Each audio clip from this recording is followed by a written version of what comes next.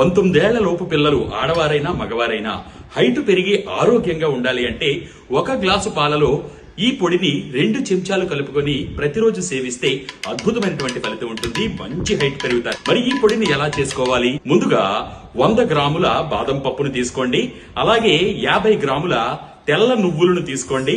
భోజనం చేశాక అరగడానికి తింటాం కదా సోంపు, అది ఒక 3 స్పూన్లు తీసుకోండి. ఇక్కడ మీకు ఆ సోంపుని పొడిగా చేసి పెట్టాను. అలాగే దీంతో పాటు ముఖ్యమైనటువంటిది పూల్ మఖిని అంటారు, అదే తామర గింజలు. వాటిని వేయించి ఇదిగో ఇక్కడ చూపిస్తున్న విధంగా బజార్లో కూడా అమ్ముతూ ఉన్నారు.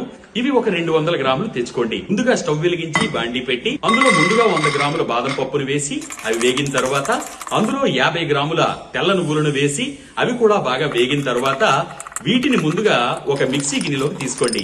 ఆ తర్వాత ఈ పూల్ మఖినీని కూడా అంటే తామర గింజలను కూడా లైట్ గా ద్వారగా వేయించండి.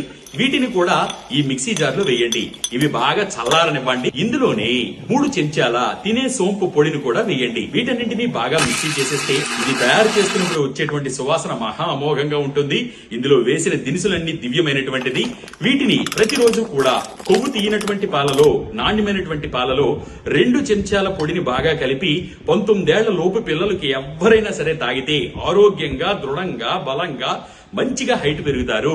మరి దీనితో పాటు 3 ఆసనాలను కూడా ప్రయత్నించండి, అద్భుతంగా ఉంటాయి. భుజంగాసనము, తాడాసనము, పశ్చిమోత్థానాసనము, ఈ 3 ఆసనాలను కూడా ప్రాక్టీస్ చేయండి. గృహిణులు ముఖ్యంగా తయారు చేసుకుని ఈ పొడిని పిల్లలకు తప్పకుండా తాగించండి. సర్వే జన సుజనో భవంతు, సర్వే సుజన సుఖినో భవంతు. ధన్యవాదాలు.